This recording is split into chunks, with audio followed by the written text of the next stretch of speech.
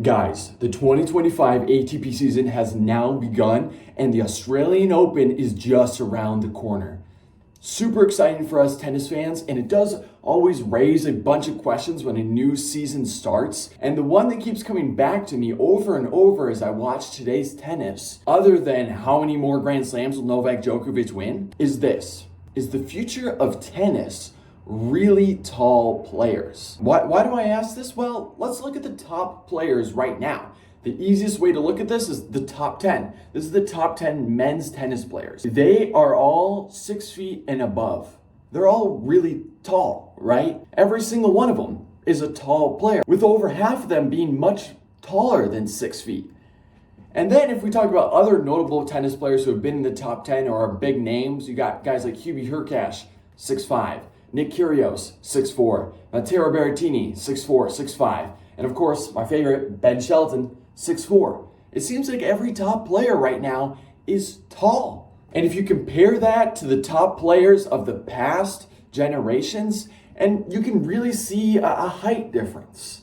I mean, most of these guys were not 6 feet back in the day. And tennis is a sport that surprisingly has always had a lot of tall players, but it just feels like players are getting taller and taller and taller. And in today's video, I want to kind of look at that and see why that might be and see how that might impact the 2025 ATP season, if it will at all. So back to the original question, is the future of tennis really tall players? To answer that question, we first need to look at what is the importance of height when it comes to tennis.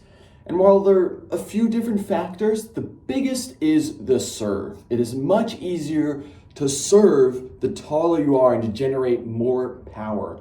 The best servers of all time happen to also be the tallest players of all time, with John Isner taking the cake on that by a mile. I mean, he's by far the best server of all time, and he was like 7 feet tall. And to that point, remember how we just compared the height of players in the top 10 now to the height of players that were top 10 in maybe 10, 15, 20 years ago, 30 years ago?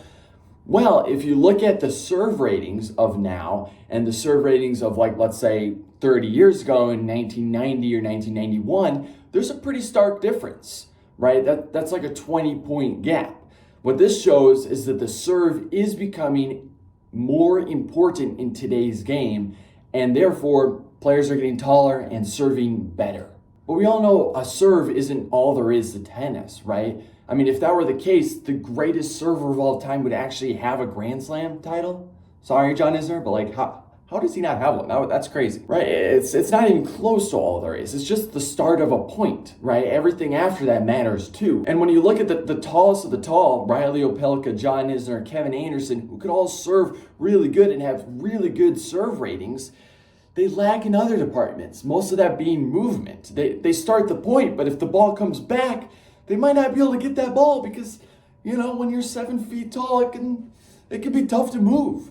So that's probably why the three greatest of all times happen to be tall, but not extremely tall, right? Novak Djokovic, Rafael Nadal, and Roger Federer are all around 6 feet, but none of them are like 6'5" or 6'6". What is that changing? I kind of think it is. I don't think we'll have a 6'11" John Isner, Kevin Anderson, Karvalovic, sorry if I mispronounced that, type player who's going to be number one in the world and win Grand Slams anytime soon, because again, all they're going to have in their favor is the serve. But I think there's a sweet spot in between there that might start getting more popular. Maybe the 6'7" to 6'8" range.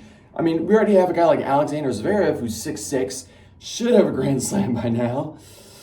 Sorry again. And again, really good, number 2 in the world. But what if we added like an inch or two to Alexander Zverev? Then we'd be at 6'8". We'd land on the height of the player that inspired me to make this video. Giovanni Mpetshi Perricard, the 6'8" Frenchman from France. I don't know why I said it like that.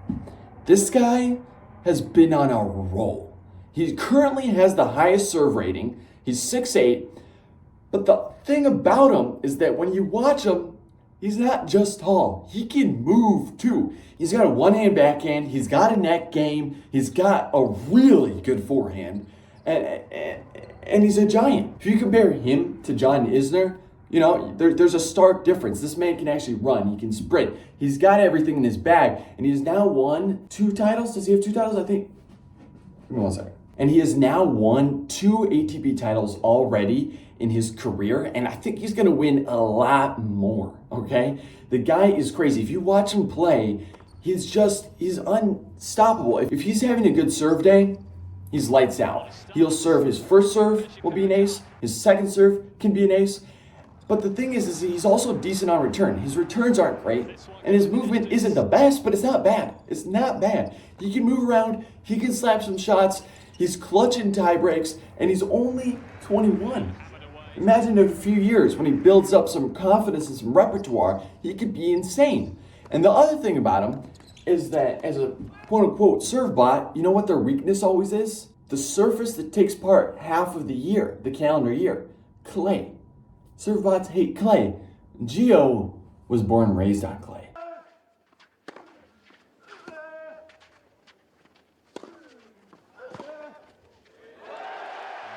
Gio is not afraid of the clay.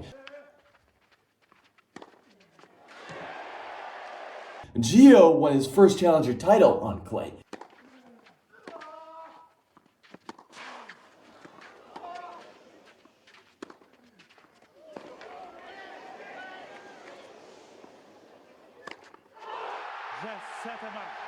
Genius from Giovanni. He can move because he was born and raised on the dirt. With Australian Open just a few days away, I'm going to be very curious to watch a guy like GMP.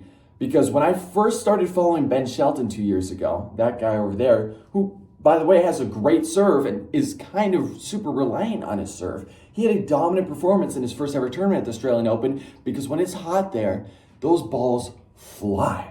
And so my bold prediction is starting right as you're watching this video. The Australian Open is probably have started. I think GMP is going to make a run. I think he'll make the 4th round. And if he doesn't do it this Grand Slam, I'd watch out for Grand Slams to come because the guy can really play, okay? And he's just getting started. So again, this brings me back to the question though. Is 6'8" going to be the new norm? I mean, it seems now that most tennis players that are up and coming are at least 6'2", if not 6'4". Sebastian Corda, Ben Shelton, all these new guys are at least like 6'2", 6'4". What if in a few years, everyone is like 6'7", 6'8"?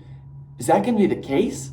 Would that make tennis fun? Or would it just be a serving competition? Would it just be boring? And I mean, don't get me wrong, GMP is exciting, but if everyone was like him, is that really what we want? Well, I'll cut to the chase. That's not really going to happen. That's not what the future of tennis holds, right? I mean, it'd be so hard for most players to be 6'8" or 6'7" because although people in general are getting taller, that is still not a common height whatsoever.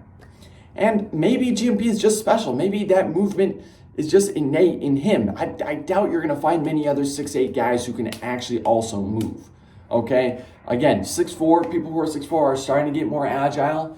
You know, you got guys like Alexander Zverev, Taylor Fritz who can actually move now. Danny Medvedev's got some underrated movement out there. So back maybe 30 years ago, it wasn't as common for those guys to be able to run 40-yard dashes and do really well and get up to the net and you know, compete with guys like Carlos Alcaraz who have the best movement of all time. But I don't think that's really going to change for guys who are 6'8". I think most of them are still going to be super slow. You know, most of them are still going to be Riley Opelka out there bashing balls. And that doesn't mean they're not going to be great tennis players. They're just not going to be, you know, number ones overall winning Grand Slams. And the last little thing I wanted to touch on here in this video was the fact that I think the ATP officials and the ATP Tour in general sees this and sees it as a little bit of a concern. They see these matches that are purely dominated on who can serve better and see that that's not always the most entertaining. So what have they been doing? They've been, one, slowing down many surfaces. A lot of the hard courts have gotten a lot slower. But two, and most importantly, they've been fluffing up their balls and making balls slower. The ATP Tour uses different balls at every tournament all year round. It's one of the very underrated aspects of how tennis players are, you know, forced to adjust week in and week out. But it's been more and more common for those balls to be slower and slower, fluffier and fluffier, and harder to serve with. Which is why I think when you look at the serve ratings, there would actually be a starker difference in the years. if not for these balls, right? Because back then they were using way faster balls and their serve rating was still a little bit lower. I think it'd be a much bigger gap because I do think the serve has improved even more than the stats say. But the ATP Tour sees that and is trying to weaken, those superpowers, let's say, and trying to bring back what people used to love of, the long rallies between Roger Federer and Rafael Nadal, where they could not put a ball away because they would get to every single one, and it was just so hard to put it away because those balls were just so heavy by the end of a 3-hour battle. And most of the players hate that, honestly. They don't like that. There's been a lot of wrist injuries coming out of that, hip injuries, this and that, and they've been battling against the ATP. But as a fan, I understand it, right? I understand both sides. I want the players to be happy. I want them to be able to use their skills to the full potential and use the balls they find the most comfortable. But I also see the ATP, wanting some more entertaining matches, ones that aren't always decided by your serve or how tall you are. Anyways, let me know what you guys think down below. Start following GMP. I'm telling you, he's not my personal favorite player, especially since he beat Ben Shelton in that final. But he is someone I respect and someone who I think will be very good in the near future.